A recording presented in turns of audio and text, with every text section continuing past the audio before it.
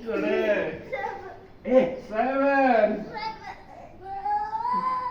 No. 8.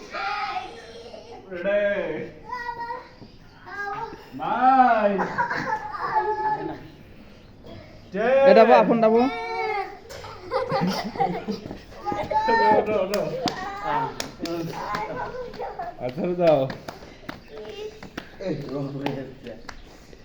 ওকে লাফাও শরীর free করো ওকে করো